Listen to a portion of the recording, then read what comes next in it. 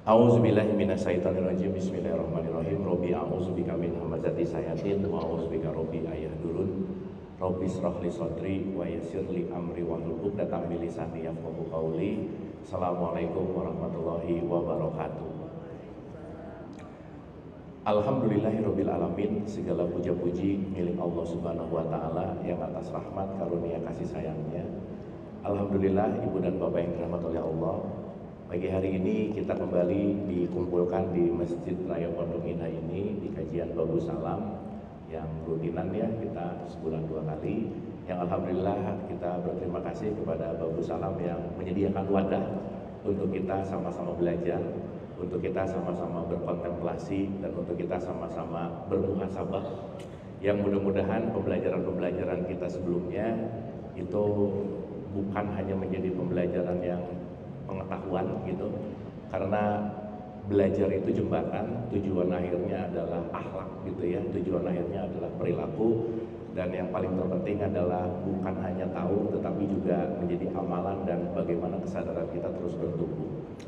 Salawat serta salam juga kita lupakan kita sampaikan kepada seluruh nabi dan rasul, wabil khusus baginda besar kita Rasulullah Muhammad Sallallahu Alaihi Wasallam, kepada para sahabat-sahabatnya, tabiin, pemuka-pemuka agama, wali-wali Allah, pejuang-pejuang bangsa, dan senantiasa sampai kepada kita sampai akhir zaman. Amin, amin ya Allah ya Rabbal alamin.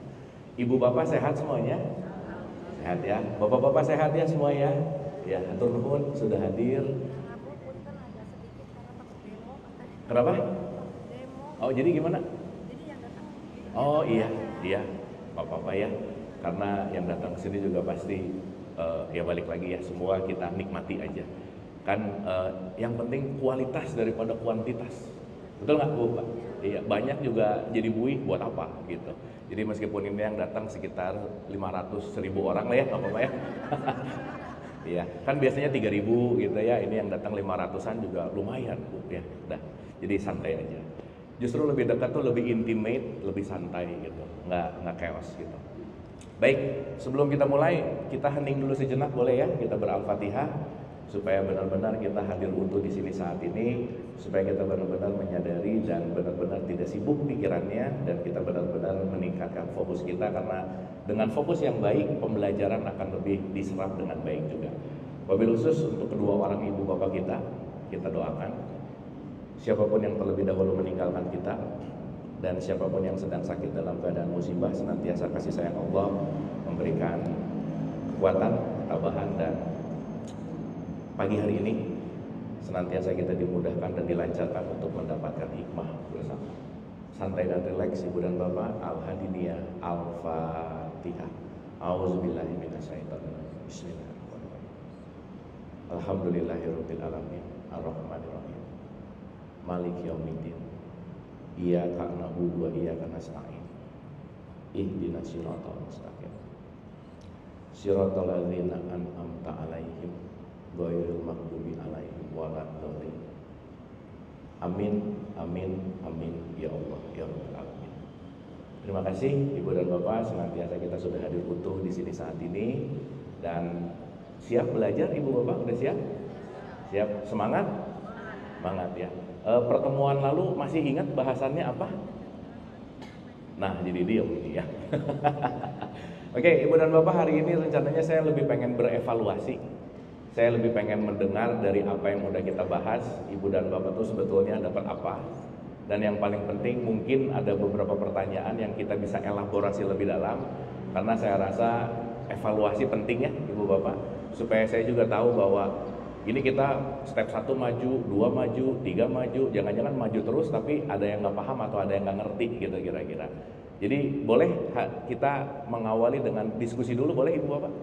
Boleh ya? Oke, Ibu dan Bapak mungkin ada satu yang mau dielaborasi, dibahas, atau apa yang kemarin-kemarin menurut Ibu Bapak kayaknya ini saya belum ngerti, atau ini saya belum paham, atau apapun dari pertanyaan ini, saya akan memulai dari situ supaya saya juga bisa mengkalibrasi gitu ya.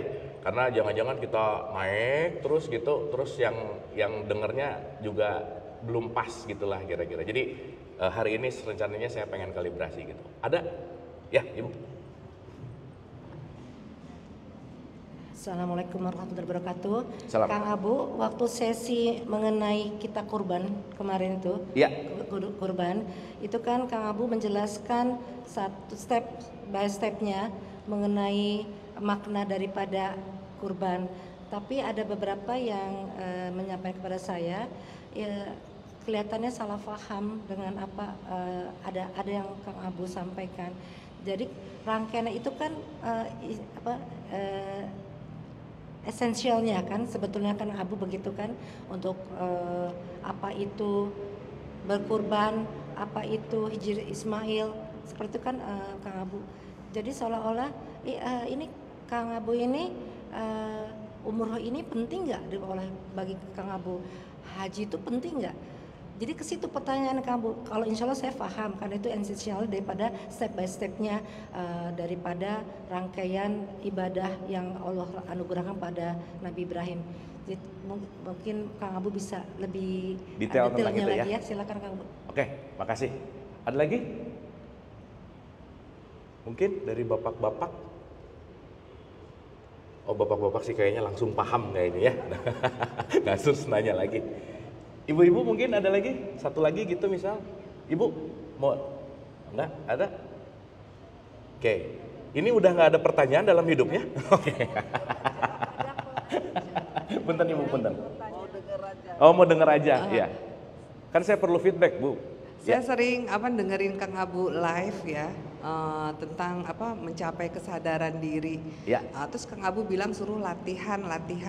Saya udah mencoba untuk latihan, tapi kadang-kadang nggak sadar-sadar gitu. Bukan nggak sadar Kang Abu, kadang-kadang sadar, kadang-kadang enggak gitu Kang Abu. Terus kadang-kadang ujiannya itu kadang-kadang makjleb gitu, kadang-kadang mendadak yang bikin kita kadang-kadang ya udah deh hilang lagi yang belajar dari Kang Abunya itu kadang-kadang kepancing gitu Kang Abu. Nah, itu gimana ya Kang Abu biar kita lebih konsisten gitu ya, benar-benar bisa latihan itu mencapai yang Kang Abu bilang kesadaran diri yang sejati itu Kang Abu. Makasih Kang Abu. Oke, makasih. Terima kasih. Ini pertanyaannya keren banget. Makasih, atur nuhun. Oke, kita bahas. Ibu Bapak, di tengah-tengah ada sesuatu yang mau dielaborasi, kita santai aja ya. Kita jamming ya hari ini ya. Supaya nggak materi terus lah gitu kira-kira. Supaya kita beneran, karena saya perlu tahu juga gitu respon audiensnya seperti apa supaya nanti kita bisa alignment terus gitulah kira-kira. Setuju ya? Dan juga saya mau tahu bahwa ini belajar ulang nggak sih gitu kira-kira ya. Nah, soalnya kalau nggak diulang-ulang jadi blank gitulah kira-kira. Oke, baik. Kita akan mulai dari, karena tadi statementnya menarik, pembahasan kita mundur 4-5 pembahasan yang lalu dan nanti kita akan kaitkan kepada kesadaran gitu kira-kira. Oke, Ibu dan Bapak, kita tahu ya bahwa ya segala bentuk yang namanya penamaan mau kurban, haji, umroh, sholat, itu semua adalah sudah menjadi sebuah definisi, betul nggak Bu? Betul ya? Ini ada spidol lagi nggak ya?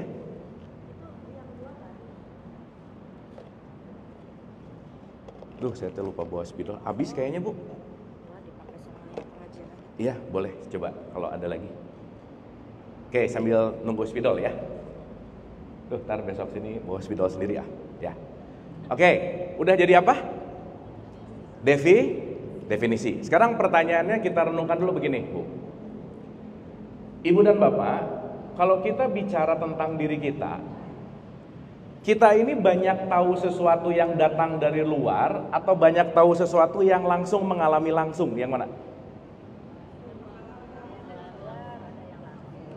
Kalau boleh pakai persentase, kita lebih banyak dikasih tahu orang lain atau banyak menemukan sendiri? Yang mana? Dikasih tahu orang lain. Sip ya. Bahkan kita dari kecil udah langsung dibombardir dengan yang namanya informasi. Ya, pertanyaan saya, tahu sholat belum tentu paham sholat. Ya, jadi sekarang yang menarik adalah aku tuh tahu sabar, tapi belum jadi orang sabar. Aku tuh tahu kesadaran, tapi belum jadi orang yang berkesadaran. Sip ya. Nah, maaf barusan juga saya ngobrol tadi sama Pak Tatang. Ketika kita banyak pengetahuan, bahwa setiap pengetahuan dan informasi ini kata kuncinya untuk apa sih? untuk ujung-ujungnya adalah menjadi sebuah pengalaman. Sampai sini oke dulu. Menjadi apa Bu, Pak? Berarti kalau pengalaman, Ibu dan Bapak sudah mengalami langsung nggak? Nah, saya kasih contoh. Saya cerita gula, tapi Ibu Bapak nggak pernah ngerasain gula. Saya bisa nggak nyeritain rasa manis? Iya kok diam? Saya bisa nyeritain rasa manis nggak? Hah? Nyeritain bisa? Tapi Ibu Bapak ngalamin manisnya nggak? Enggak. Berarti sekarang kita cuma tahu informasi, tapi belum mengalami. Jadi kalau mau pakai bahasa yang sederhana, maaf banget nih.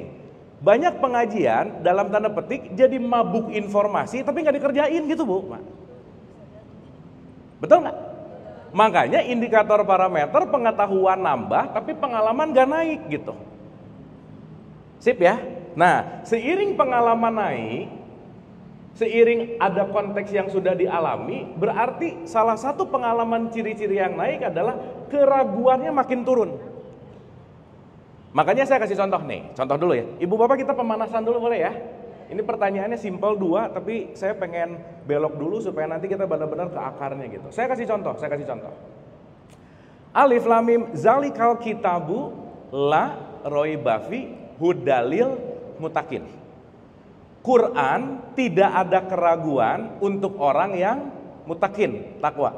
Orang yang takwa itu siapa? Orang yang mengalami langsung. Orang yang apa?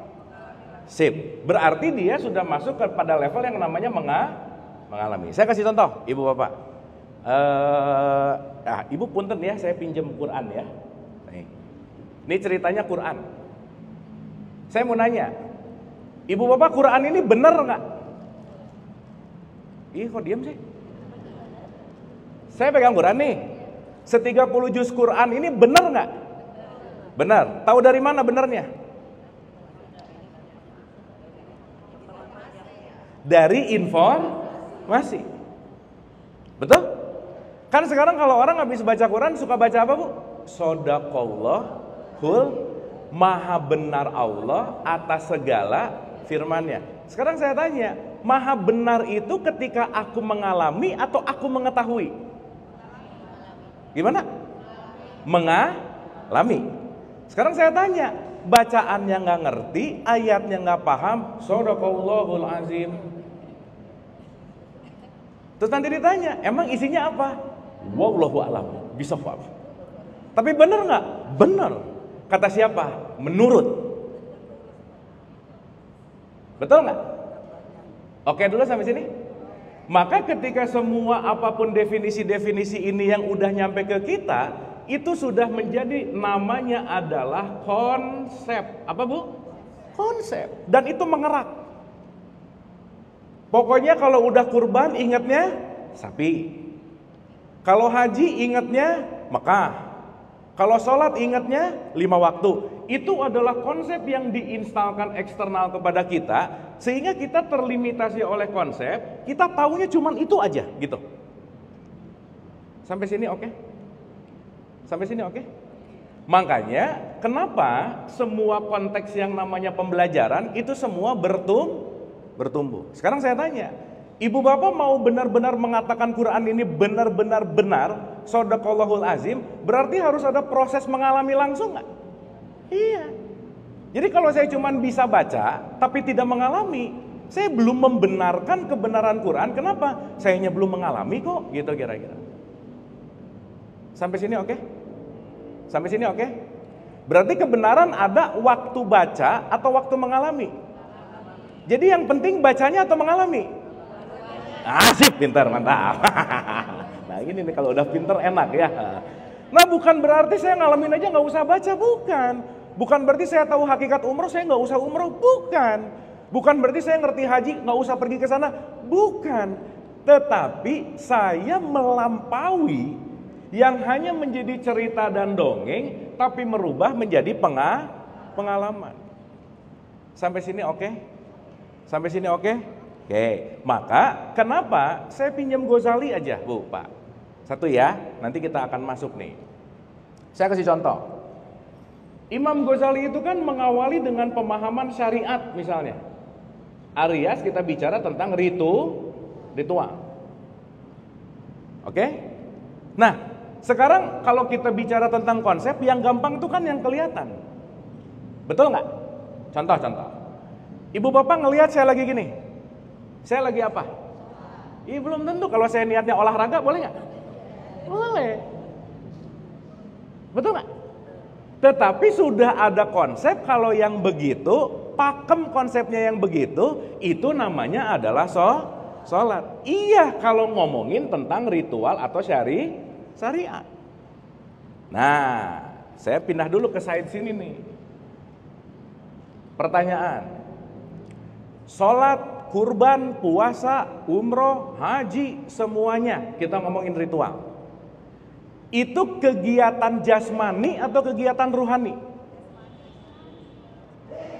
Tadi udah oke, dengerin dulu pertanyaannya, dengerin dulu pertanyaan. Sholat, puasa, umroh, haji, semua itu kegiatan ruhani atau jasmani? Oke, sekarang saya tanya. Ibu bapak masih ingat nggak statement bahwa innalillahi wa inna ilaihi rojiun? Yang ilaihi rojiun itu jasmani kita atau ruhani kita? Hah? Ini kalau ngomongin dalam terminologi ini, yang kembali ke Allah udah gitu gampangannya. Jasmani apa ruhani? Hah? Jasmani kemana? Tanah kusir. Nah. Betul? Sekarang saya tanya. Berarti kalau kita bicara terminologi ada ruhani dan ada jasmani, katakan dulu begitu. Berarti pertanyaannya semua apapun ritual sebetulnya itu kegiatan jasmani atau ruhani?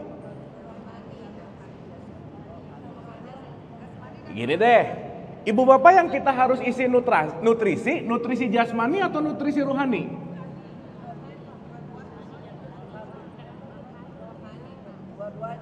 Dua-duanya. Jadi kalau saya sholat cuman gerak, rohaninya diberi nutrisi nggak? Enggak. Kalau saya cuman nggak makan nggak minum, ruhaninya dikasih nutrisi nggak? Enggak. Kalau saya pergi umroh cuman gara-gara semua sekomplek tetangganya udah umroh, aku belum karena nggak enak dan malu, dia pergi umroh, ruhaninya keisi nggak? Belum tentu. Maka lampauilah konteks yang namanya ritual untuk menjadikan semua kegiatan kita meruhani, gitu kira-kira. Atau nanti kita sebut jasmani ini urusannya sama materi, di mana pembelajaran hidup itu adalah meruhanikan semua materi. Saya kasih contoh. Bu, uang materi bukan? Uang materi bukan? Berarti penting diruhanikan nggak? Gimana caranya? Sedekahin. Maka uang yang diamalkan dalam bentuk sedekah berarti uangnya dari materi menjadi meruhani. Sampai sini oke? Sampai sini oke? Di tubuh kita di diri kita yang punya bobot beban gramasi apa? Fisik. Berarti materi ini berat memiliki beban, betul nggak? Makanya saya selalu bilang, maaf ya, kalau orang hidupnya berat banget, jangan-jangan terlalu materialistik gitu loh Bu. Ibu bapak maaf ya. Segala bentuk dilakukan tergantung niat nggak? Betul nggak? Dari niat perlu ada pengetahuan nggak? Dari pengetahuan perlu ada kesadaran nggak? Sekarang saya tanya, niat tanpa pengetahuan dan kesadaran boleh jadi nggak tahu arahnya kemana. Contoh. Maaf ya. Bisa nggak orang sedekah cuman pengen dilihat sama tetangganya, ini bapak ini, ibu ini dermawan banget. Bisa begitu nggak? Bisa. Betul nggak? Sehingga kata kuncinya adalah kembali kepada antara niat, pengetahuan, dan kesadaran. Ini nggak bisa lepas gitu. Sementara kita balik ke sini nih. Yang kita tahu dari semua ini semua cuma dongeng cerita katanya pokoknya. Dongeng cerita katanya pokoknya begitu. Tapi kita tidak mendalami dalam konteks hakikat saya sholat apa ya? Sok saya kasih contoh. Ibu bapak mohon maaf ya. Semua ritual, semua jembatannya menuju kepada akhlak nggak kira-kira? Iya nggak? Iya. Berarti kalau ritual rajin akhlak nggak lebih baik, berarti jembatannya sukses nggak? Enggak. Makanya inna sholata tanha anil fahsya iwal munkar. Let's say, ibu-ibu, bapak-bapak masih ingat nggak ciri-ciri puncak akhlak itu namanya takwa? Takwa nomor satu apa bu, Pak? Nomor satu adalah tidak pelit misalnya. Ada nggak orang haji sering, umroh sering, tapi pelit? Ada begitu nggak? Ada yang begitu? Berarti dia sibuk di jembatan, tapi tidak menuju kepada akhlaknya. Nah sekarang yang disibukin, khususnya orang tua ke anak, kan yang ditanya, udah sholat belum? Dianggap kalau dia udah gini, oke. Tapi bu, mungkin juga penting kita harus nanya juga sih, perlu nanya sih. Nah, hari ini kamu pelit nggak? Gitu. Hari ini kamu bisa kontrol amarah nggak? Hari ini kamu maafin orang nggak? Hari ini ego kamu gimana gitu? Nah, hal-hal yang esensi justru jarang diperhatikan karena kenapa? Kita stuck berhenti di sini. Ibu bapak maaf ya, kalau akhlak adalah tujuan, berarti ritual adalah jembatan. Berarti jembatan yang menyampai kepada tujuan, rajin sholat 5 waktu, rajin umroh, haji berulang-ulang, kurbannya rajin, itu belum prestasi di hadapan Allah. Betul nggak? Karena prestasinya dengan ritual ini membawa diriku untuk menjadi memiliki akhlak yang lebih baik. Sampai sini oke dulu nggak? Oke nggak? Nah, dalam konteks ini Imam Ghazali stuck. Aduh, berarti kalau saya cuma ngomongin syariat, fikih, ritual. Syariat, fikih, ritual. Yang diributin cuma satu, berantem antara kunut nggak kunut, ribut. Atahiyatnya gini, begini, ribut. Tahlilan boleh atau enggak, ribut. Itu urusannya di urusan kulit semua gitu loh Bu, Pak. Betul nggak?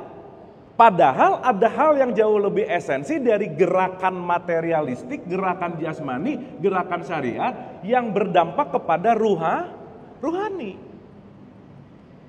Pertanyaan, maaf ya, Ibu Bapak kan kita udah pernah bahas ya, Islam ini gede banget Bu, Pak. Kita bicara tentang Islam. Kalau kita baru menginjak kepada level yang namanya syariat, ritual atau anggap aja fikih, itu masih masuk ke dalam porsi Islam yang paling kecil, 0,1% gitu. Makanya Quran itu cuma 10% ngomongin tentang hukum. Boleh enggak, baik buruk, halal haram. Pertanyaan, kalau porsinya kecil, berarti harus ada porsi yang lebih dalam lagi nggak Bu Pak? Kebayang nggak Ibu Bapak, udah porsinya kecil tapi paling diributin lagi gitu loh Bu Pak. Udah kuenya segini, diributin banyak orang, kan pusing gitu. Makanya Ghazali bilang, kalau gitu di dalam di sini tuh kayaknya nggak berkembang deh. Maka pinjam dari apa yang dilakukan oleh Imam Ghazali, dia masuk. Oh ternyata selama ini aku beragama tidak menggunakan nalar gitu Bu Pak. Ayo Ibu Bapak maaf ya. Sesuatu yang disampaikan oleh figur otoritas itu biasanya menutup nalar, kita langsung masuk ke dalam ranah yang namanya belief system. Betul nggak? Belief system tuh langsung percaya aja.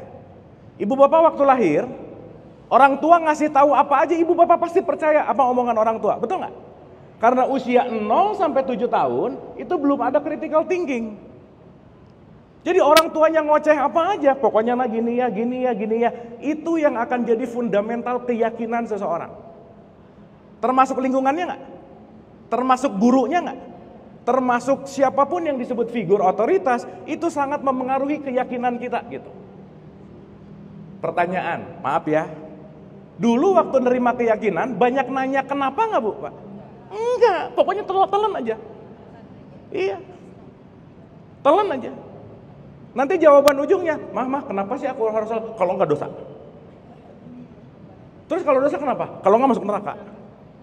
Berarti orang ngerti karena dosa, karena neraka, dia menjalankan karena paham atau karena takut. Nah, berarti kita semua jadi, bukan kita ya, saya aja lah ya. Berarti saya bisa nggak produk ketakutan keyakinan, maka saya hanya menggugurkan kewajiban, saya nggak ngerti tujuannya mau kemana. Bisa begitu nggak? Akhirnya apa? Ngelihat yang berbeda, salah. Ngelihat yang gak cocok, bid'ah. Ngelihat yang gak selaras, kafir gitu. Dari mana? Limitasi pengetahuan saya yang cuman sekecil itu. Makanya Quran kan selalu ngomong, adakanlah perjalanan di muka bumi, main yang jauh supaya ngerti bumi aku tuh luas banget. Apa yang terjadi dalam kehidupan tidak sekecil pengetahuan yang kita miliki. Kenapa? Sebanyak-banyak yang kita tahu, lebih banyak yang kita nggak tahu gitu kira-kira. Sampai sini oke Bu, Pak? Oke? Ih, diam-diam gini, oke nggak ini Ibu Bapak? Nah, sih. Ini antara lagi merenung ngerti sama oke, itu beda memang ya. Jadi rada bingung gitu. Ya. Sekarang saya tanya, maaf ya. Ibu Bapak berarti kita penting belajar berani untuk pindah kuadran nggak? Iya dong. Karena suka nggak suka, mau nggak mau, terserah Ibu Bapak mau dipaksa sama keadaan atau datang dengan kesadaran. Kalau kita tidak mentirakatkan diri kita, semesta yang akan mentirakatkan kita. Selesai. Entah nanti dipanggil sama penyakit lah, entah nanti dipanggil sama ditipu lah, entah nanti dipanggil sama masalah lah. Karena semuanya akan membawa kita melampaui level hanya dalam fisik gitu kira-kira. Termasuk Ghazali itu kan gelisah. Masa sih agama gini-gini aja gitu? Urusan bunyi, urusan syariat. Pasti deh. Kenapa? Karena nanti kita ngerti bahwa jalan ini adalah jalan menuju kepada pengenalan ilahiyah kan sebetulnya. Sampai sini oke Bu, Pak? Sampai sini oke? Berarti perlu shifting dari stage 1 ke 2 nggak kira-kira? Perlu. Apa yang diperlukan untuk pindah haluan? Apa yang diperlukan untuk pindah kuadran? Satu Bu, punten mohon maaf. 48 guru saya selalu message-nya sama di urusan ini. Sama semuanya Bu, Pak. Pokoknya setiap hal apapun yang disampaikan sama guru saya, esensinya cuma satu aja. Abu, kamu mau tahu apapun, kamu mau ngerti apapun, rumusnya bawa satu ini. Inti dari semua pembelajaran adalah pindah kuadran, rendah hati. Selesai Bu. Jadi maaf ya, kalau kita nggak punya sifat rendah hati, jangan harap kita akan bisa pindah kuadran, tuh nggak mungkin. Nah, saya kasih contoh Ibu Bapak. Wah, ini saya jadi ingat satu guru saya nih. Ibu Bapak maaf ya, segala bentuk yang kita lihat di luar, itu tergantung data yang di dalam nggak? Betul? Jadi kalau orang pengetahuannya sempit, ngelihat keluar sempit terus nggak? Oke. Berarti sesuatu yang di luar atau eksternal tergantung aku memberikan makna. Betul nggak Bu? Betul nggak? Yes. Sekarang saya tanya, Ibu suka ngelihat orang nyebelin nggak? Ada. Nyebelin banget. Suka gitu? Sekarang saya tanya, orang itu benar-benar nyebelin atau aku memaknai orang itu nyebelin? Yang mana? Betul nggak? Oke sampai sini?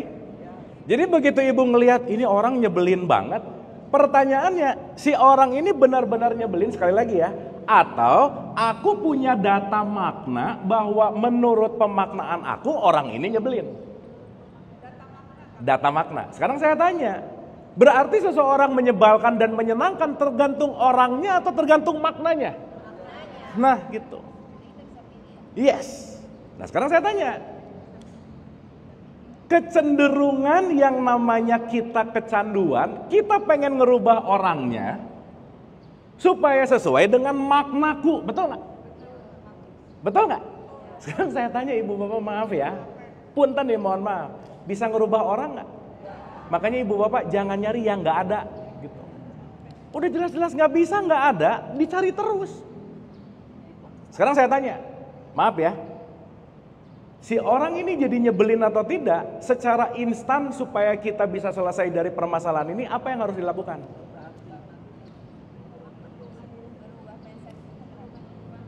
Dengerin dulu pertanyaannya, dengerin dulu. Misal ya, misal. Ini harus pakai misal aja ya. Saya ngeliat nih, gila jelek banget hitam. Misal. Saya bisa mengatakan saya nggak suka karena ada data, saya memaknai ini jelek, betul nggak Bu Pak? Sip. Kita bisa ngomong jelek atau dan lain-lain, dapat datanya juga dari mana? Dari orang lain. Jadi ibu bapak maaf ya, kita ini selalu ingin mengadakan apapun, mewujudkan apapun yang jangan-jangan bukan keinginan kita, tapi kebanyakan keinginan orang lain yang kita pinjem. Udah gitu aja. Jadi kita nggak nyaman dengan, aduh, ini tetangga tasnya baru, pengen gitu. Nggak kejadian, stres. Akhirnya jadi ngomongin dan seterusnya. Sekarang saya tanya, ini bisa saya rubah nggak? Let's say ini orang. Bisa. Saya udah aja. Mendingan satu yang paling sederhana dulu. Saya mending merubah makna. Oh, orang itu nggak nyebelin, tapi dia datang untuk melatih kesabaranku. Beres. Gimana Bu? Susah banget ya? Kenapa susah coba? Nggak pernah latihan masalahnya. Betul nggak? Ini sampai sini paham dulu nggak? Berarti sekarang pertanyaannya, kalau saya mau merubah faktor eksternal, nomor satu yang penting dirubah apanya dulu? Makna. Nah, dengar kurban, udah ngeliat pakai makna. Sesuai limitasi. Oh, aku memaknai kurban motong sapi. Bener, nggak salah. Tapi jangan lupa, itu bukan pemaknaan tunggal. Gitu loh Bu. Sampai sini oke? Oke? Nah, guru saya ngasih contoh gini, wah keren banget nih, jadi ingat. Kang Abu, dia bilang gini, kalau kamu ngelihat orang yang lebih tua, coba maknai hidupnya lebih banyak, dia amalnya lebih banyak, hormati. Terus kalau kamu ngelihat anak kecil, coba maknai, aduh hidupnya baru, dosanya belum banyak-banyak amat, hormati. Ngelihat orang yang megah, kaya apa, mungkin amalnya lebih gede, hormati. Ibu dan bapak, maaf ya, selalu ada celah untuk kita menghormati orang lain, titik. Tapi kita jarang ngelihat celah itu, kenapa? Karena aku sudah memaknai sesuai dengan apa yang aku nggak suka, sehingga aku mengatakan dan melakukan yang namanya judgment atau penilaian. Ngelihat yang gimana, aduh ini dia akan lebih baik mungkin. Oh, oke. Ibu bapak mohon maaf. Kemiskinan dekat dengan kekufuran nggak? Iya, apalagi kaya Bu, Pak. Betul nggak? Orang yang kaya bisa ngebuat kejahatan lebih tinggi nggak kira-kira? Iya, jadi ngelihat yang kaya ada celah hormat, ngelihat yang miskin ada celah hormat, yang lebih tua ada celah hormat, yang lebih muda ada celah hormat. Tidak ada celah kecuali kita. Kalau kita pakai yang namanya rendah hati, kita akan menghormati siapapun. Sampai sini oke? Sip? Nah celah itu sering ibu bapak lihat nggak kira-kira? Udah jujur aja nggak apa-apa, nggak gitu ya.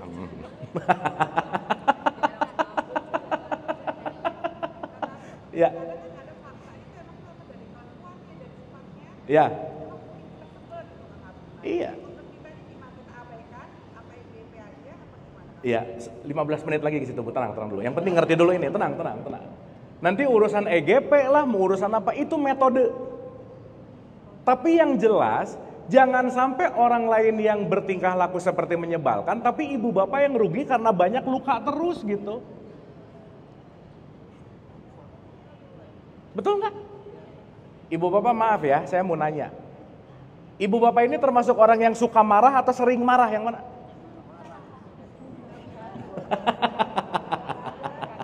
Ya, oke. Kalau ibu bapak marah, menikmati marah nggak? Menikmati nggak? Yang benar. Sekarang saya tanya, waktu ibu bapak marah ke orang lain, yang pertama rugi siapa?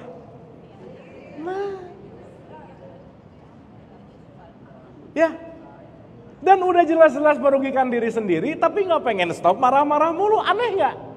Aneh. Kenapa? Karena tidak ada faktor yang namanya sadar. Contoh, ibu bapak memaafkan mudah apa susah? Ini kontradiktif sama jawaban yang pertama, aku nggak pernah marah-marah, tapi memaafkan susah gitu, sama aja. Betul nggak? Berarti pertanyaan dari semua, karena lupa apa yang kita kerjain bukan untuk dia, gitu loh Bu, Pak. Ya, oke, saya belok dulu nih dikit, karena pertanyaannya bagus banget. Sekarang saya tanya ibu bapak, maaf ya, ulang dulu sekali lagi. Yang ilaihi rojiun, ruhaninya atau jasmaninya? Rohani. Berarti yang penting untuk dijaga jasmani atau ruhani? Dua-duanya. Ini dikasih. Nah ini udah mulai lapar lagi nih. Ini jasmani dikasih nutrisi, ruhani dikasih nutrisi. Nutrisi jasmani namanya ritual, syariat. Nutrisi ruhani namanya hakikat, spiritual. Berarti pertanyaannya, kalau ritual tidak menghantarkan kita kepada hakikat, kita cuma stay di kelas 1 gitu kira-kira. Oke sampai sini ibu bapak? Oke ya? Nah karena tadi pertanyaannya kurban, saya mau masuk dulu sedikit nih. Saya mau nanya bu, pak. Kurban itu apa sih? Hah? Ibu bapak tuh harus bisa bedain. Kurban sama berkorban beda. Kurban perasaan, korban perasaan beda. Beda. Betul nggak? Kita nggak pernah menyelami ini. Pokoknya udah jadi padatan. Kurban adalah kegiatan di Idul Adha ketika ada sapi dipotong. Betul nggak? Dan ranah critical thinking kita pemahamannya dilewat. Pokoknya udah padat ini aja. Sehingga kita sudah memaknai kurban adalah motong sapi. Udah gitu didongengin A, didongengin B, didongengin C gitu. Tapi emang sih masyarakat kita lebih senang dongeng daripada mikir sih bu. Udah gitu aja. Kalau didongengin tuh senang banget gitu ya. Gitu. Padahal yang lagi bobo didongengin makin bobo nggak kira-kira? Nah ngaji-ngaji mikir kayak gini tuh agak nggak diminati sih bu. Malas mikir masalahnya gitu. Padahal maaf ya. Setelah Ghazali stuck di level ini, dia masuk ke filsafat gitu loh. Dimana konteksnya adalah, ibu dan bapak maaf ya, ibu bapak nanti cek banyak banget di ayat-ayat Quran, tatafakarun takilun, tatafakarun takilun.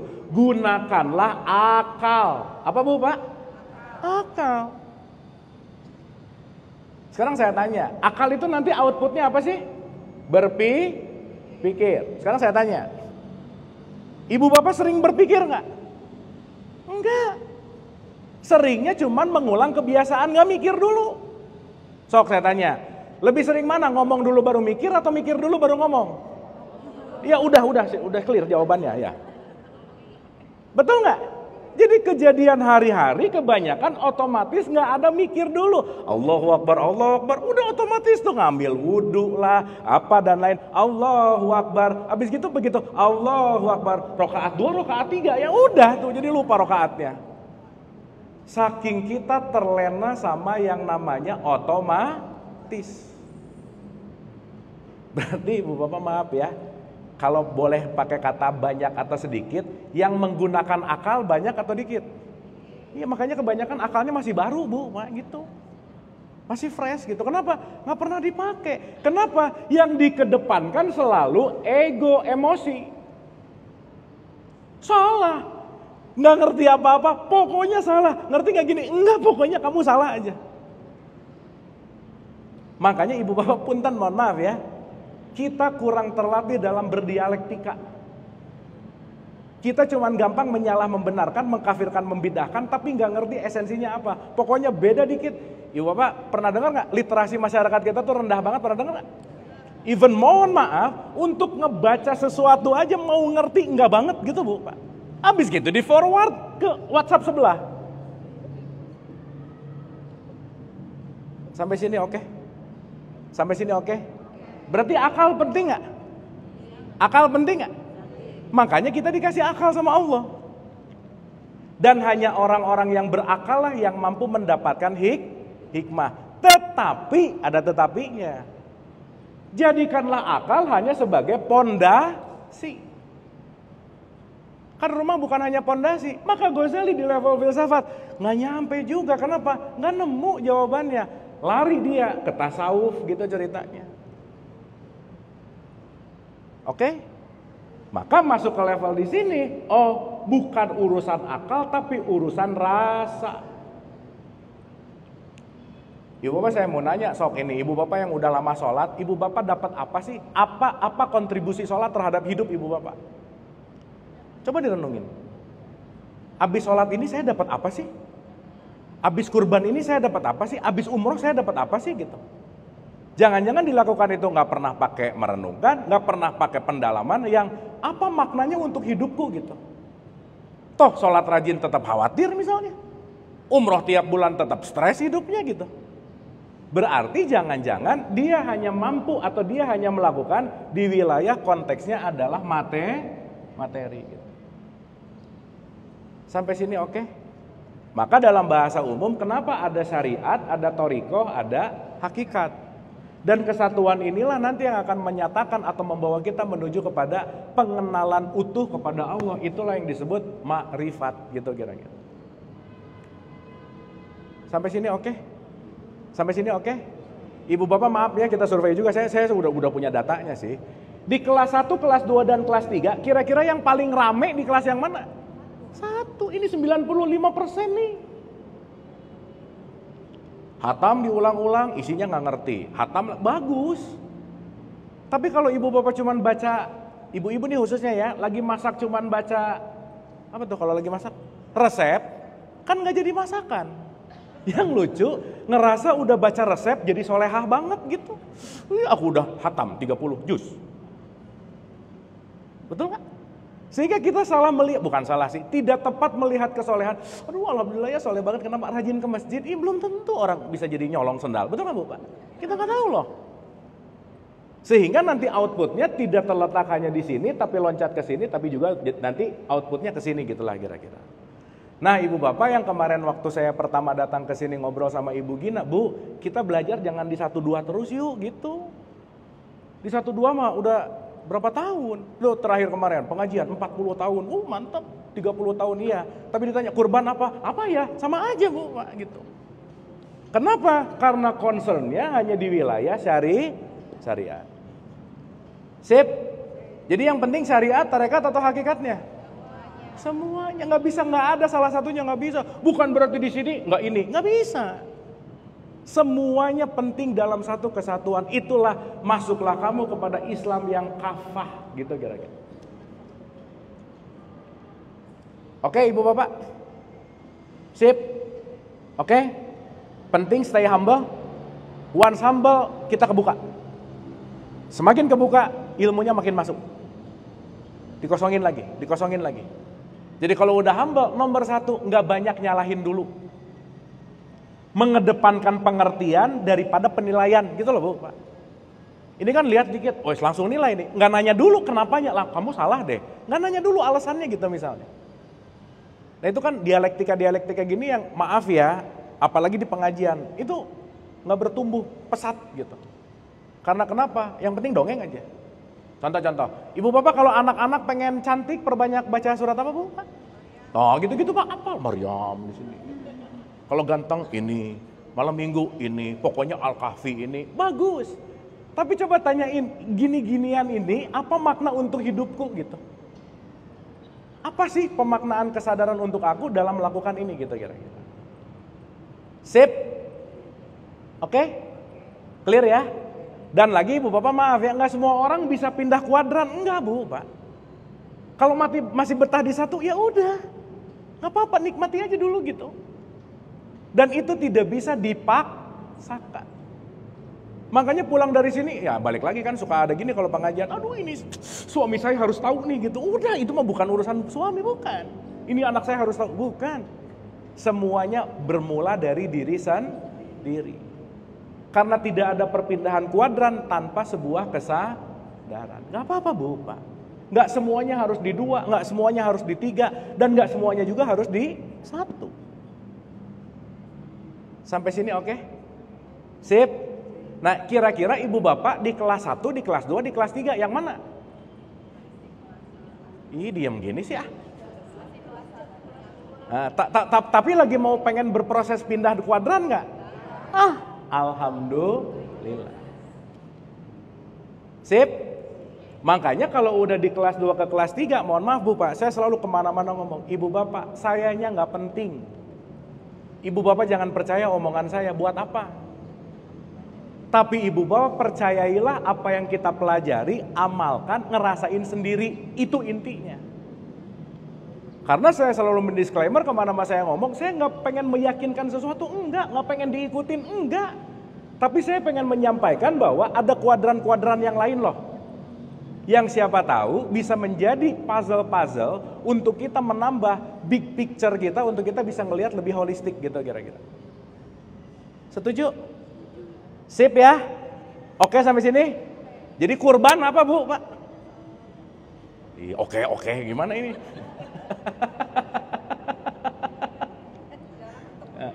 Ya, kurban itu katanya dari qorib. Qorib itu artinya dekat. Maka berkurban itu adalah bagaimana aku mendekat. Sampai sini oke? Mendekat kemana? Oke, mendekat ke Allah. Berarti kalau Allah dalam wilayah ruhani, pendekatanku kepada Allah, apa yang harus aku lakukan? Ibu, bapak kalau mau meruhani, apa yang harus dilakukan? Dalam tanda petik, melepaskan materi. Ya, kemelekatan. Nah, dalam wilayah syariatnya, dalam wilayah aturannya, ada sapi dipotong, iya, itu bentuk ritual. Tapi ibu bapak detik ini bisa kurban nggak? Bisa nggak? Gimana caranya? Begitu ibu bapak mau marah dan ibu bapak memaafkan, nggak jadi marah, ibu bapak lagi kurban. Karena lagi melepaskan yang namanya konteksnya ego salah satunya. Betul nggak? Begitu asalnya benci dan sekarang aku memaafkan, lagi kurban nggak? Iya, melepaskan kebencian. Cuman kan maaf ya, ketika ini didengar hanya dalam konteks di level 1, masa kurban memaafkan, kurban tuh motong sapi, ya udah aja sih, itu ritual.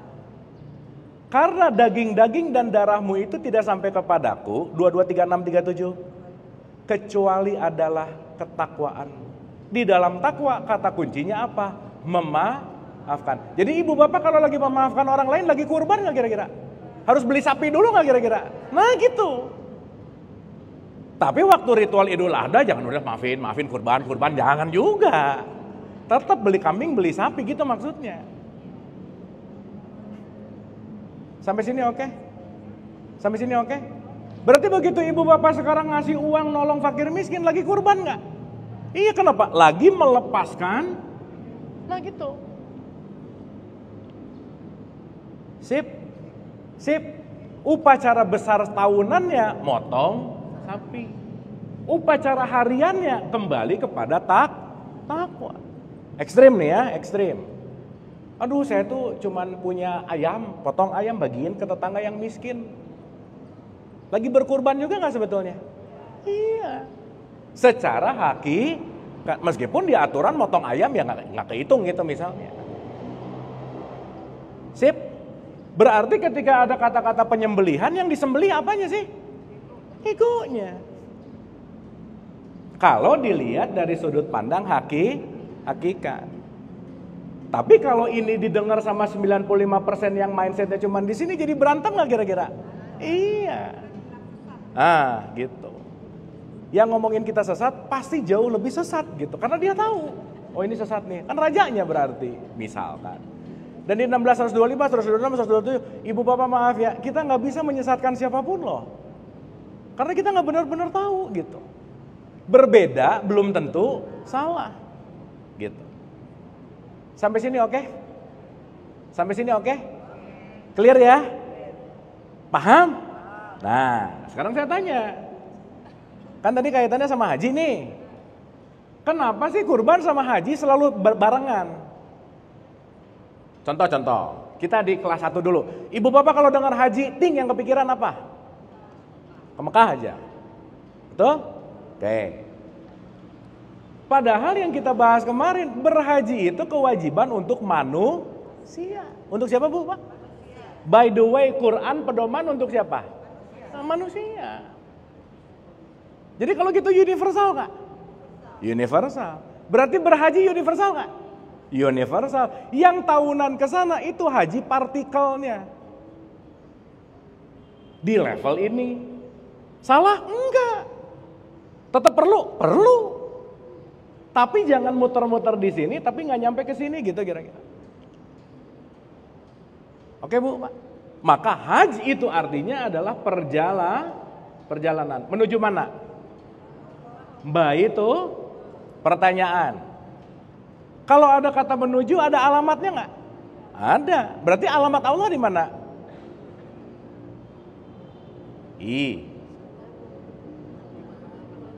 Alamatnya di mana? 1. 57 ayat 4 bilang, 3, 4 bilang, dia di mana saja kamu berada. Yang kedua, Al-Baqarah 186, katakanlah aku adalah dekat. Yang ketiga, surat 50 ayat 16, aku sedekat dengan urat nadi. Berarti Allah itu sesuatu yang dekat, sesuatu yang jauh. Berarti berhaji itu ke tempat yang dekat, ke tempat yang jauh. Nah, secara hakikat. Maka perjalanan ke sana tubuhnya diperjalankan, ruhaninya dimatangkan gitu kira-kira. Maaf nih. Kalau di level kesadaran atau di level hakikat, maaf nih. Ketika ibu dan bapak melepaskan semua ego untuk menuju kepada Baitullah yang sejati, tiap hari berhaji nggak kira-kira? Ini lagi tawaf nggak sekarang? Umroh tuh kan kumpul. Ini lagi umroh nggak sekarang? Secara hakikat. Gitu. Nah, tapi balik lagi, bukan berarti meniadakan syariatnya, bukan. Bukan gini, ya udahlah, aku udah ngerti hakikatnya, udah nggak perlu haji. Ya kalau punya kemampuan, kalau punya keluasan, berangkat mau berangkat aja. Tapi nanti dasar niatnya berbeda. Oke sampai sini? Paham? Ibu bapak ini perlu keluasan berpikir nggak untuk nerima ini? Perlu dewasa nggak? Udah satu kata kunci dulu, pokoknya rendah hati aja. Mulai jangan ngelihat siapa yang ngomong, tapi apa sih gitu. Kan Imam Ali diulang-ulang ya, bukan siapanya, apanya. Akhirnya apa? Kita nggak punya budaya menyalahkan, tapi pengertian gitu loh Bu. Oh ngerti kenapa dia beda, karena dia memaknainya di sini. Oh ngerti kenapa dia dimaknainya di sini. Orang dia dapat inputnya di situ juga gitu. Jadi nggak usah nyalahin gitu kira-kira. Tapi jadi membuat yang namanya pengertian. Sampai sini oke? Sip? Clear ya? Oke nggak ini? Paham? Paham ya? Oke. Yuk sekarang kita belajarnya sekali lagi ya. Utuh keseluruhan. Nah, sekarang kita masuk nih. Berarti ibu dan bapak, pertanyaan ya, saya ulang nih. Segala bentuk yang terjadi pada apapun dalam diri kita tergantung dari bagaimana kita memaknai. Dah, materi ini kita akan perdalam di pertemuan yang akan datang. Karena sebetulnya hari ini tuh kita akan berbicara realitas dan dualitas. Ya, supaya kita pelan-pelan dulu. Oke, ibu bapak sampai tahapan ini ada pelajaran nggak? Sampai tahap ini ada pelajaran? Ada yang bisa didapat? Clear ya? Clear, sip. Nah, saya mau teaser sedikit nih, karena realitas dualitas saya perlu 4 pertemuan. Ini akan detail banget.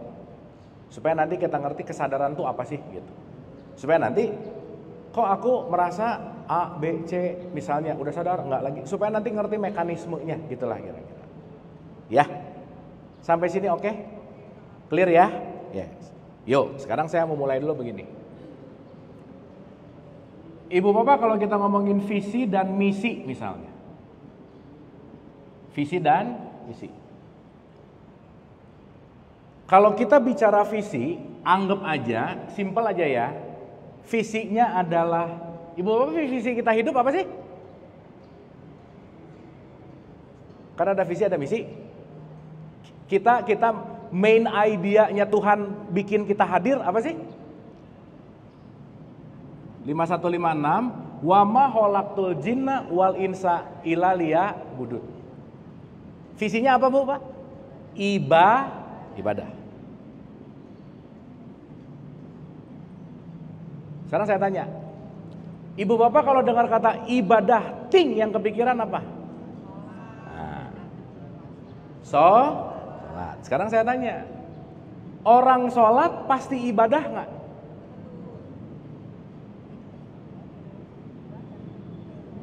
Hah? Dengerin dulu pertanyaan, dengerin dulu. Orang yang sholat pasti ibadah nggak? Ibu Bapak kalau sholat ada baca iftitah nggak? Gimana isinya Bu? Inna sholati. Dan sampai situ. Apa artinya? Nah, mulai nih. Inna, kok hidupku mati? Gue di awal-awal dulu. Inna sholatku wanu suki artinya apa? Ibadahku. Jadi waktu sholat aja udah ngomong Allahu Akbar, sholatku dipisah nggak? Hah? Sholat sendiri, ibadah sendiri, dipisah nggak? Kenapa dipisah? Nah, mulai nih. Ya. Ini iftitah sering nggak? Iya kan tadi tuh. Allah, ini sholat dah aja. Makanya kalau orang lagi sholatnya nggak sadar, lagi dalam keadaan apa Bu?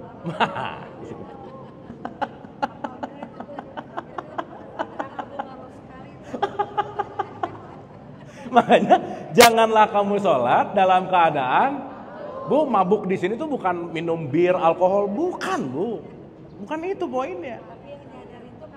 Ya, Ibu Bapak maaf ya. Kalau orang lagi mabuk berarti sifat welas asihnya gampang aja, dia lagi hilang, terkontaminasi oleh ego. Jadi Ibu Bapak kalau lagi kesel marah-marah ngejulidin orang lagi apa?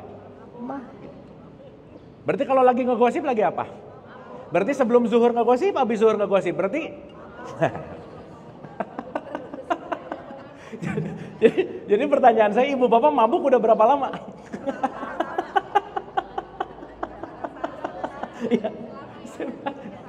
Iya, bagus, mantap. Ya, bagus Bu. Kalau udah mulai ternyata aku mabuk ya, itu udah bagus banget Bu, Pak ya. Karena Ibu Bapak maaf ya, tidak akan ada perubahan kalau belum diakui Bu, Pak. Udah nggak berubah aja. Aku kan, udah tuh denial lagi gitu. Anyway, ulang. Inna sholati wanu. Coba pelan-pelan. Inna sholati artinya apa? Oke, tahan dulu. Dipisah nggak? Ya kenapa dipisah? Nah, berarti sholat dan ibadah divisi yang beda. Berarti orang sholat belum tentu ibadah. Oke dulu nggak nih sampai sini? Oke, sekarang saya tanya, Bu, ibadah tuh apa sih?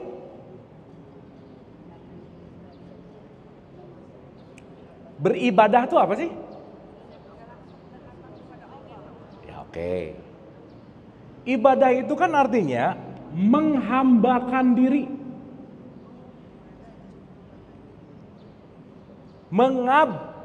Abdihi, pengabdi. Berarti maaf ya, bisa nggak sholat bukan jalan untuk menghambakan diriku kepada Allah? Bisa nggak? Bisa. Sholatnya jadi banyak ngatur Tuhan misalnya. Sholatnya banyak pengen gitu. Aduh, orang kalau lagi proyeknya mau jalan, Bu, tahajud rajin banget. Tahajud kenapa? Supaya proyek lancar. Kira-kira dia sholat gara-gara proyeknya atau gara-gara penghambaannya? Sadar apa mabuk? Tapi di level tertentu nggak apa-apa sih, nggak apa-apa. Tapi masa mau mabuk terus? Kan anak kecil, nak sholat ya, nanti mama kasih permen. Si anak ini mau sholat mau permen. Karena permen lebih menarik dari sholat, betul nggak? Iya. Masa dari TK nyari permen, ke SD nyari pahala, sampai S3 nyari pahala juga. Gimana sih gitu? Contoh. Ibu Bapak kalau maaf ya, waktu saya ibadah apapun dengan ada satu tetes saja supaya kelihatan dari apapun. Dipandang. Nah, Berarti dia lagi menghambakan diri kepada Allah atau menghambakan diri kepada egonya? Sip. Jadi selama ini yang banyak dipertuhan siapa, Bu? Tapi tiap hari ngomong la ilaha illallah. Kata malaikat pret gitu. Bacot gitu. La ilaha illallah. Salatnya nyari pahala. Ininya ada pengen pembalasan gitu. Sip sampai sini? Oke, sampai sini? Paham ya? Oke. Nah, sekarang saya tanya. Kan nanti misinya banyak ya. Kita ngomongin visi aja dulu. Pertanyaan. Berarti aku mau menghambakan diri kemana, Bu, Pak? Nah, sih. Ini dulu nih. Basic, Bu, Pak, ini. Ya, Bapak, kita ngomong basic boleh ya? Nah, kita basic-basic dulu aja. Sekarang saya tanya. Bagaimana kita menghambakan diri kepada sesuatu yang kita nggak tahu? Betul nggak? Karena selama ini kita dikasih tahu bahwa pokoknya. Makanya kalau lagi meeting, azan zuhur, berhenti ibadah dulu. Dianggap meeting itu bukan ibadah. Ibu bapak duduk di sini sebenarnya lagi ibadah nggak? Makan ibadah nggak? Kalau kita dalam kesadaran tidak ada detik yang terlewat hanya untuk ibadah.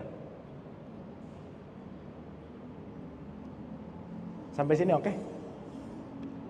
Sampai sini oke? Sekarang saya tanya, berarti ibadah itu apa yang dilakukan atau kesadarannya? Nah, maka apapun yang dilakukan tapi kalau kesadaran tetap ibadah, semuanya akan menjadi ibadah.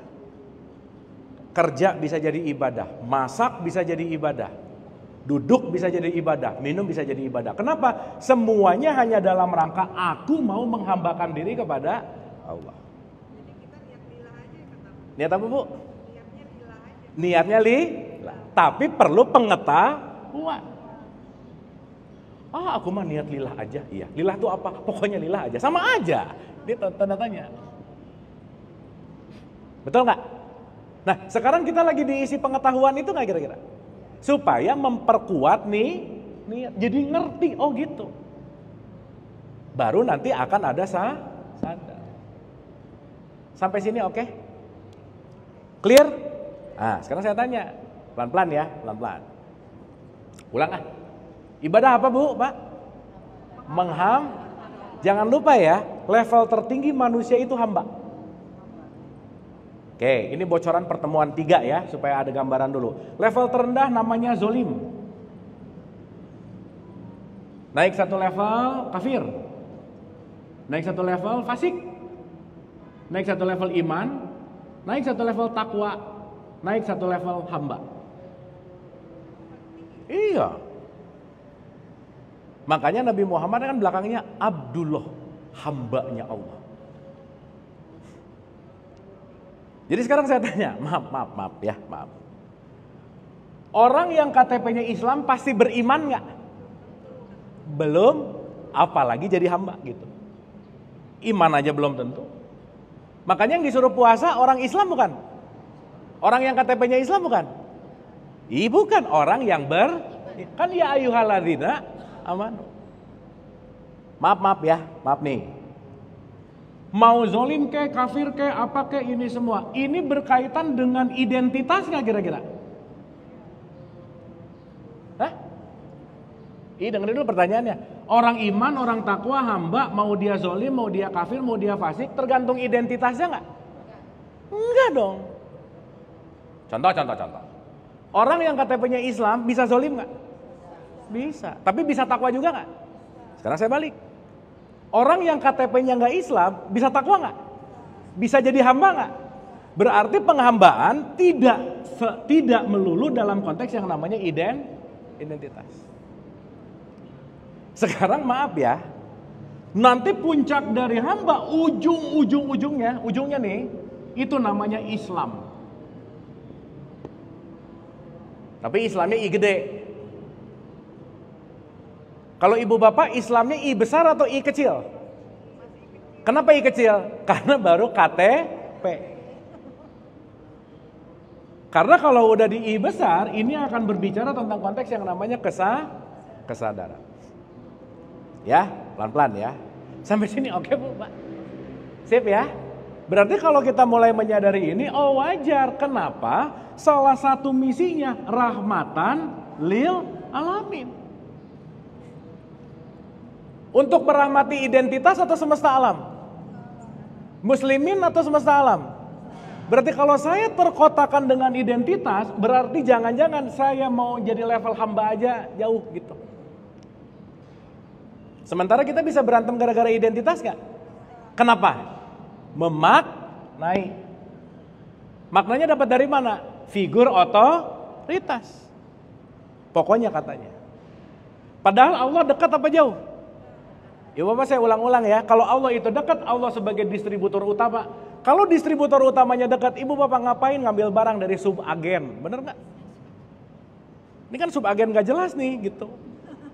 Jangan percaya juga. Kalau kita punya direct path bahasanya, kalau kita punya jembatan langsung, yang di luar hanyalah pembelajaran untuk kita menuju kepada yang langsung. Betul gak Bu Pak? Yes. Makanya kenapa Nabi Muhammad gak pernah memberikan diksi guru murid? Gak ada. Tapi apa? Sahabat. Jadi kita mah sahabatan aja, belajar terus bareng gitu. Clear?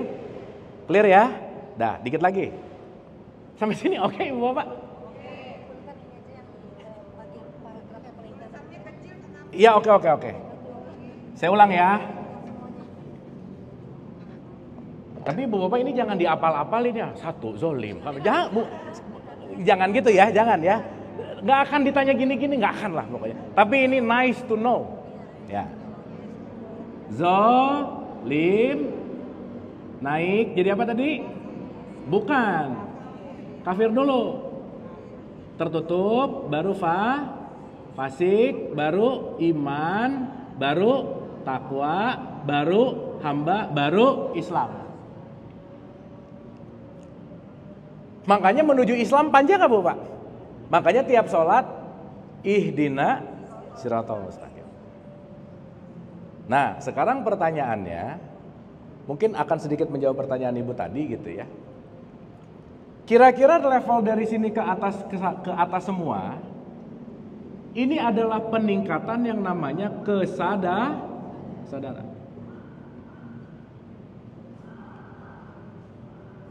Berarti kalau saya semakin sadar, apa yang dilakukan Bu Pak? Saya melepaskan pemaknaan lama. Kalau dulu saya memaknai A hanya begini, saya membaru. Kalau dulu saya memaknainya begini, saya membaru. Terus membaru dan membaru. Makanya kata kunci dalam hidup adalah dinamis. Dulu tahu haji itu hanya berangkat ke Mekah, nice.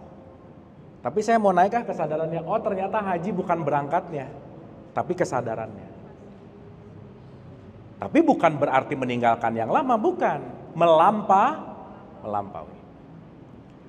Berarti pertanyaannya Ibu Bapak maaf ya, kita ini sebetulnya kesadarannya tertutup sama pemaknaan gak kira-kira? Yes, mantap. Ya, terakhir ya, nanti kita konklusikan, nanti kita lanjut. Ibu dan Bapak kan ini direkam, nanti Ibu Bapak please pertemuan berikutnya sebelum hari H, tonton sekali lagi boleh ya? Supaya saya nggak harus mundur-mundur lagi ke sini. Oke? Ada nanti saya kirim ke Bu Gina. Kan selalu saya kirim. Nanti saya kirim. Oke. Sip ya? Oke. Tapi jangan dikoleksi aja ya Bu, Pak. Ini dikirim koleksi mulu nggak ditonton. Jangan, tonton. Di-share. Oke. Pelan-pelan ya. Pelan-pelan. Aku menghamba kepada Allah. Ibu Bapak yang bisa dituliskan, ini artinya adalah asma alias nama. Apa Bu Pak? Nah, jadi kalau saya nulis alif lam lam ha, ini apa? Nama. Allah bukan? Ini. Tulisan. Tulisan apa? Sip. Ada nggak di sini ya? Biasanya di masjid ada alif, lam, lam, gede. Itu adalah asma. Sampai sini clear? Clear? Sekarang saya tanya, setiap nama harus ada barangnya nggak?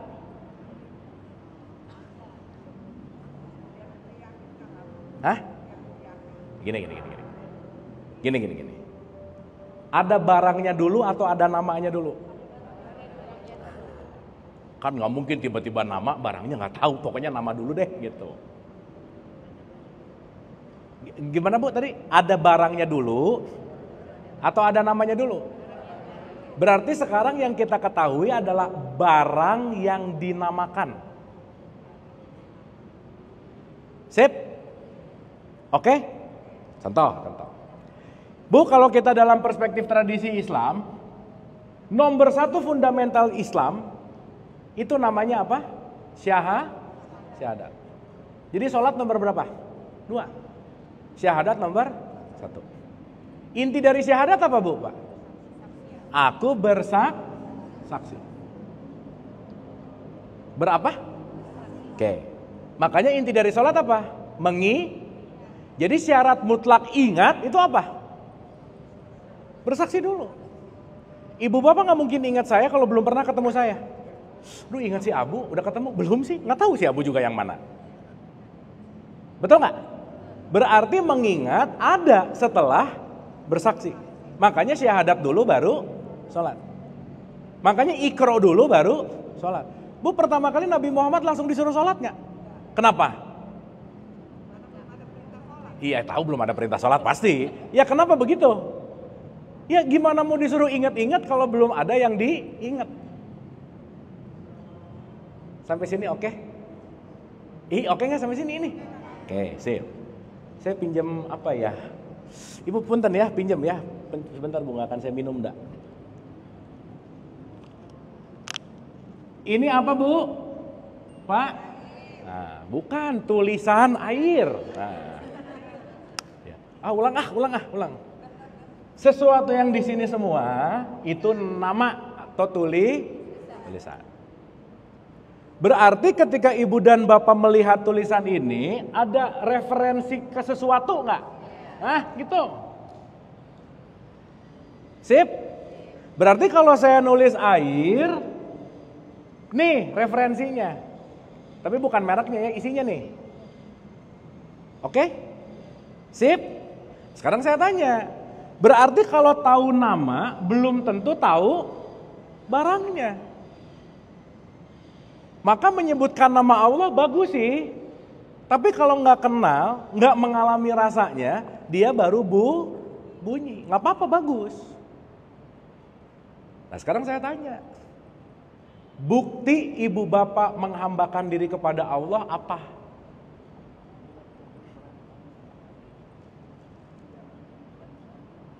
Ya, coba direnungin. Apa ya bukti saya menghambakan diri kepada Allah? Apakah sholat? Sholatnya aja jangan-jangan pakai ego. Apakah sedekah? Sedekahnya aja jangan-jangan pakai ego. Ya, direnungin ya. Berarti kalau gitu penghambaan ini apa nih? Berarti kalau kita nanti ngerti penghambaan, kita akan ngerti bahwa oh itulah kenapa nomor 1 ilahiyah itu orang Islam dalam tradisi Islam enggak disuruh langsung beriman Bu Pak, tapi bersaksi. Sampai sini oke? Sampai sini oke? Nah, sekarang saya tanya. Kalau ada nama, harus ada barang. Nah, sekarang saya udah bersaksi air belum? Hah? Saya udah bersaksi atau sudah melihat? Karena melihat dan menyaksikan dalam perspektif ini dua hal yang berbeda. Ini kan saya lihat air nih, tapi saya belum menyatu nih. Terus kalau saya mau bersaksi air ini gimana caranya?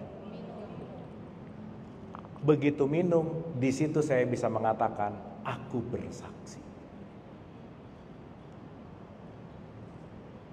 Oke? Dapat? Berarti sekarang kalau saya ngomong, aku bersaksi tidak ada air selain apa? Saya belum pernah ngelihat airnya, saya belum pernah ngerasain airnya. Berarti ini saksi beneran atau saksi bohongan? Nah, gitu. Saksi palsu. Dapat dulu sampai sini?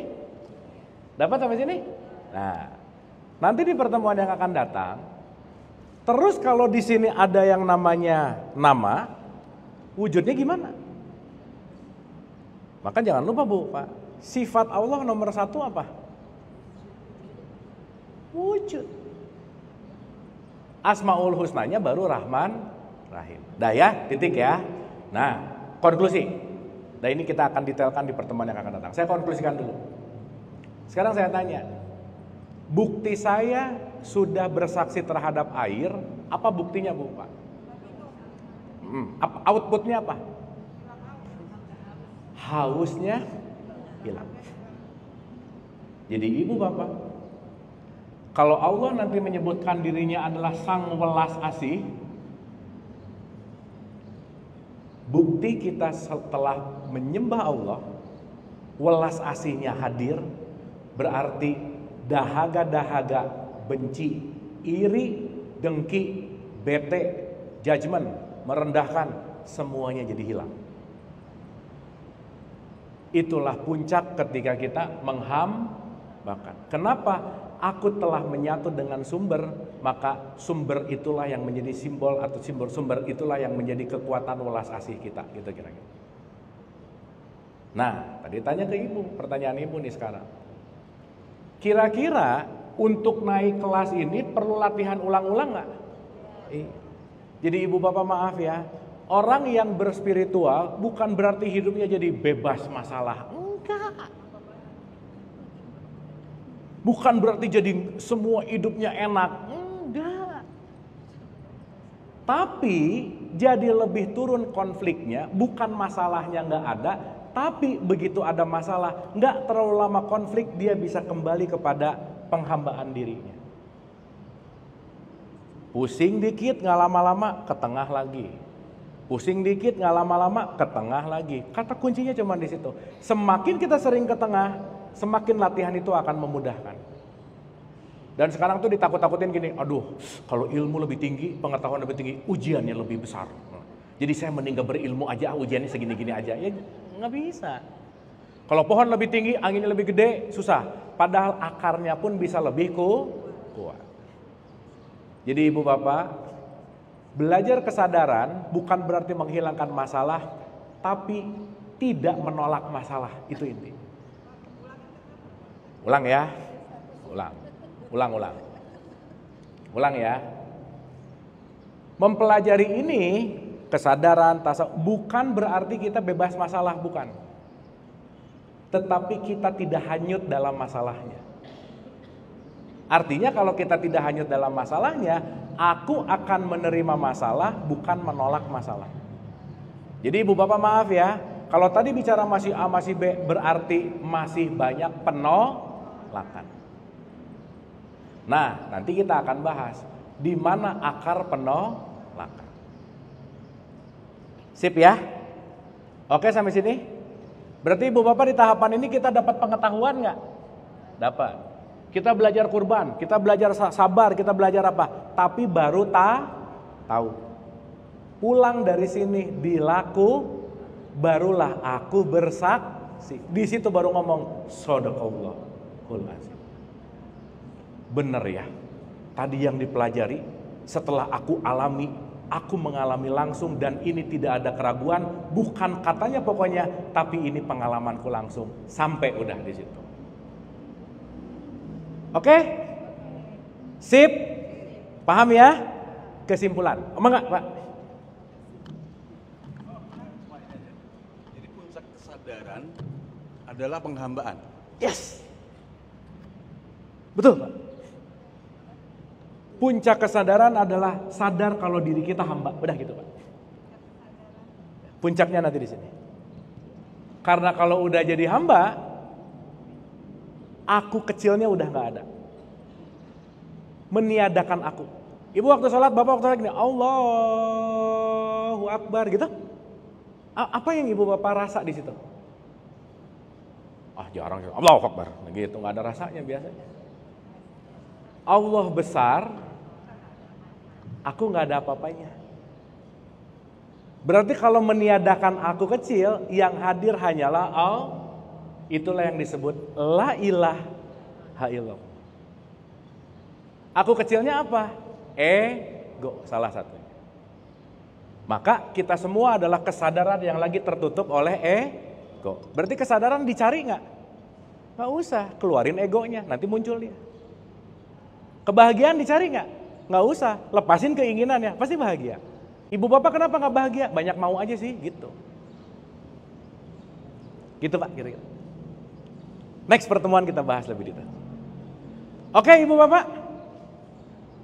Ih diam-diam gini, mangga Pak.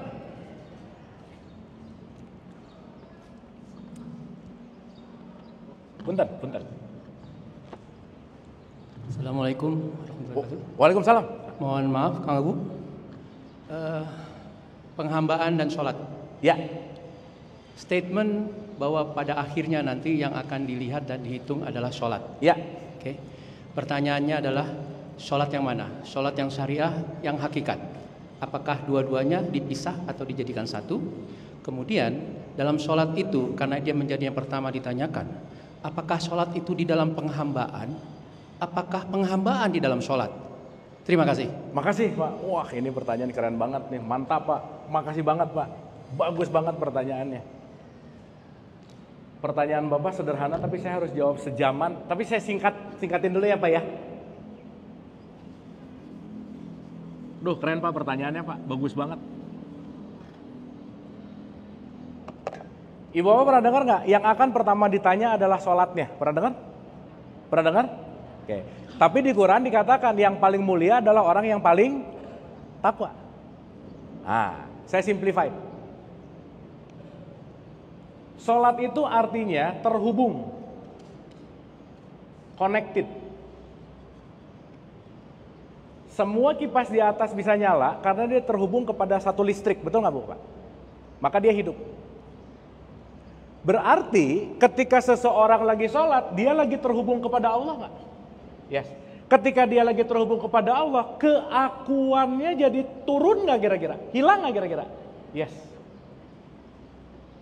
Maka secara sederhana Pak, kalau boleh saya jawab ini secara singkat, kenapa yang dipertanyakan nomor satu adalah sholatnya? Selama hidup, seberapa besar kamu terhubung kepadaku, kata Allah. Gitu Pak kira-kira. Sehingga ketika kita terhubung kepada Allah, artinya apa? Ego tidak berperan lagi di sini. Yang berperan hanyalah Allah itu sendiri. Nah, pertanyaan.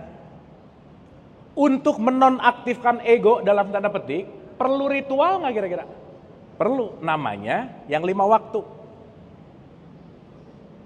Jadi yang 5 waktu adalah latihan, tetapi setelah yang 5 waktu selesai, karena sudah terhubung sama Allah, otomatis salah satu sifatnya hadir nggak dalam diri kita? Makanya selesai sholat, salam kanan, salam kiri. Berarti output dari sholat ini nanti adalah damai. Berarti pertanyaannya, maaf ya, kalau orang yang sholat, keberadaannya akan mendamaikan sekitar, salam kanan, salam kiri nggak? Itulah pertanyaannya, seberapa banyak kamu melakukan perdamaian salah satunya. Seberapa banyak kita melakukan yang namanya rahmatan lil alamin. Kenapa? Karena kalau kita tidak terkoneksi kepada Allah, kita hanya terkoneksi dengan ego kita masing-masing, kita kira-kira. Maka yang nomor satu ditanya adalah seberapa banyak aku hidup di dalam dirimu. Apakah yang kamu hidupkan adalah aku, kata Allah, atau apa yang kamu hidupkan egomu, gitu kira-kira. Berarti setelah terhubung inna sholati, baru jadilah namanya ibadah, penghambaan. Sementara gitu Pak. Sehingga ibu bapak maaf, contoh, kita pakai contoh. Ibu bapak kalau ngelihat ada orang yang agak perlu ditolong, mau ngeluarin uang. Oke? Begitu kita mau mengeluarkan dengan ikhlas, kira-kira aku mau melepaskan kemelekatan nggak? Ada nggak yang suka bisik-bisik? Jangan kebanyakan, ada nggak? So, kan saya suka ngasih contoh ya, dikit aja ya, supaya faktual. Misal, di saku kantong ibu bapak ada 20.000 sama 100.000. Kalau dikasihin ke pengemis, yang mana? 20.000. Jujur, bagus. Tadi saya nanyanya misal atau beneran? Misal. Kalau misal beneran bohongan? Bohongan. Jadi ibu bapak bohongan aja udah pelit, apalagi benerannya gitu ya kira-kira. Nah, ini bohongan loh gitu. Nah, ketika kita mau ngeluarin, ada rasa welas asih nggak? Ketika kita mengeluarkan untuk melepaskan ego, di situ kita lagi terkoneksi kepada Dia yang welas asih, maka mengeluarkannya itu kita lagi menghambakan. Dan disadari bahwa yang melakukan itu bukan aku dalam tanda petik. Makanya alhamdulillah, segala puji hanya milik Allah. Pak, itu yang paling singkat sementara Pak. Insya Allah nanti kita detailkan. Ya. Jadi ibu bapak maaf ya, yang akan ditanya nomor 1 sholat bukan gininya aja, bukan. Tapi dampak dari ini terkoneksi nggak sama Allah? Karena silatun itu nanti artinya connecting. Connecting itu artinya apa? Mewujudkan lah gitu kira-kira. Oke? Sip ya? Ya.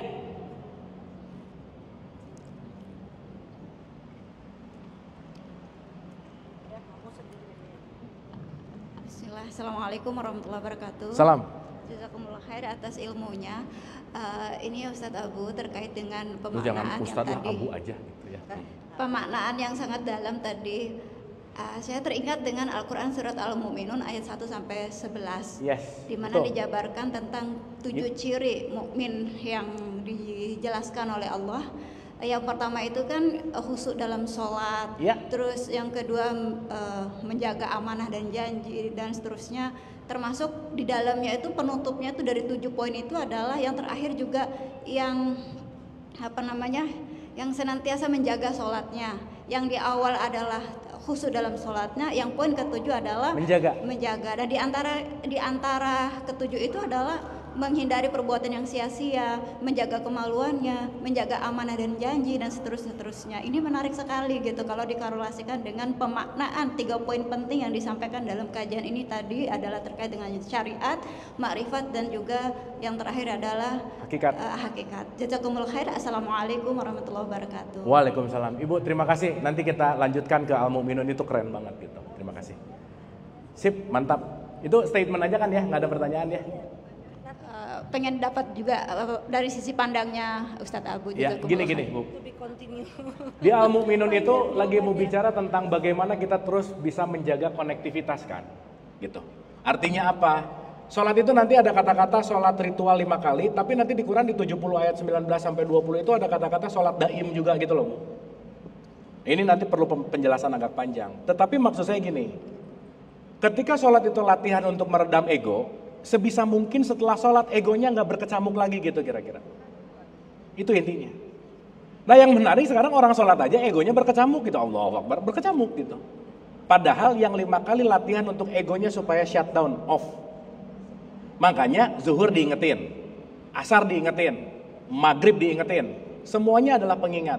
Karena esensi sholat yang sejati bukan waktu kita ritualnya. Selesainya kita tetap menjaga itu nggak kira-kira? Tetap menjaga basmalahnya nggak? Tetap menjaga alhamdulillahnya nggak? Tetap menjaga iftitahnya nggak? Tetap menjaga salam kanan salam kiri yang diaplikasikan dalam perilaku gitulah kira-kira. Gitu. Makanya nanti ada khusyuk dan tetap menjaga sholat gitu kira-kira. Gitu Bu sementara. Ya, nanti kita detailkan ini. Sip. Ibu bapak oke ya? Sip ya?